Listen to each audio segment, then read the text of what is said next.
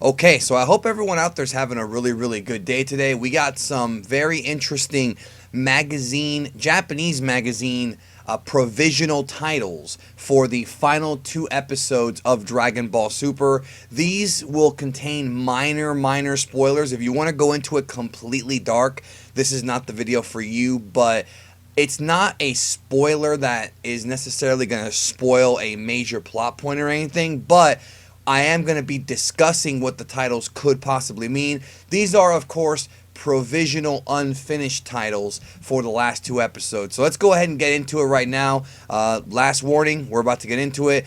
Translations, of course, from Herms, the top translator we have in our fandom. Dragon Ball, here's a picture of the newspaper, Dragon Ball Super episode 130, airing March 18th, an unprecedented Super Showdown. I don't see much into this. I believe this unprecedented Super Showdown is just going to be the climax of the Goku Jiren fight.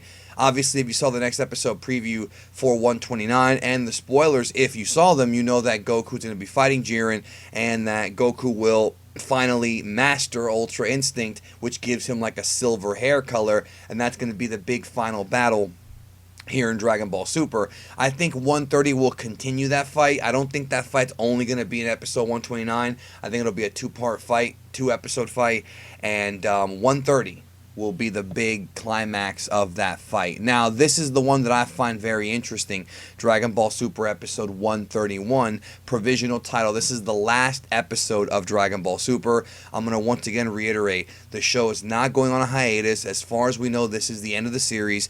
Could the series come back next year, or could there be a new Dragon Ball series with a different name? Yes, but as of right now, Dragon Ball Super is coming to an end. That is the reality.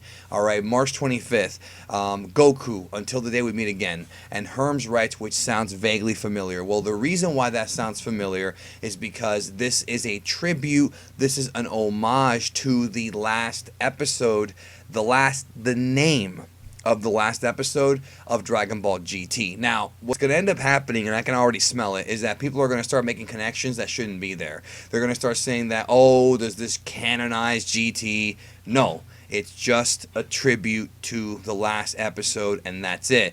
And the other thing that I know people are going to freak out over, which is going to irritate the crap out of some people too, is people are going to start saying that GT is canon because Goku, most likely, now I don't know this to be a fact, but most likely the episode's going to end with Goku putting on the blue gi. I want to once again reiterate, the blue gi that Goku has in GT is what he wore at the end of Dragon Ball Z. For some reason, people, like, I don't know if they didn't see the end of the Z series, if they just played the video games, but the last three episodes of Dragon Ball Z and the manga, and the last chapter of the manga, Goku is wearing the blue gi. It's the episodes or the manga chapter, depending on what you're looking at, where he goes and meets Oob in the tournament, and then we see Pan and Bulla Bra for the first time. These characters are not GT characters. They appeared at the end of Z. They are part of Toriyama's original manga. They are not GT characters, okay? And I know most of you guys know this already, but you know, if you've been around the community, that some people, like I said, they either didn't watch the end of Z or they forgot, and that's fine. Not, it's okay to forget things, but what I'm going to reiterate is if you see Goku with the blue gi, it does not mean anything more than that's the end of the story. Because remember, Dragon Ball Super takes place during the 10-year time skip from the death of Kid Buu to this tournament, the 28th tournament, where Goku meets Oob for the first time, which is the last three episodes of Z, and the last manga chapter has nothing to do with GT. GT is just an anime-only continuation of it. But it is interesting, though, that they are saying Goku Until the Day We Meet Again. Now, I'm pretty sure that title is representative of not just a tribute to GT, but it's more so like the audience, like the narrator speaking to the audience saying, farewell Goku until the day we meet again, which will be, we're going to meet Goku again in December when the new Dragon Ball movie comes out. So at least this time we know we're going to see him again. Unlike back in 97 when GT ended, we had no idea if we'd ever see Dragon Ball again. We had no clue back in 97. Or even in 2003 when GT ended in America. So, it's one of those things where it's going to be a nice little homage, like a goodbye to Goku, but it's really not a goodbye because we're going to see him very, very soon.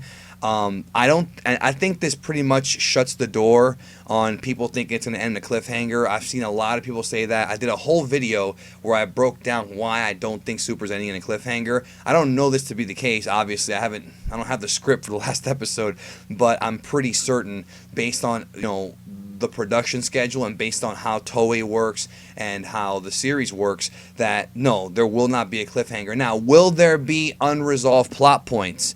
Yes, there will be some stuff that's probably not going to get answered at the end of Super.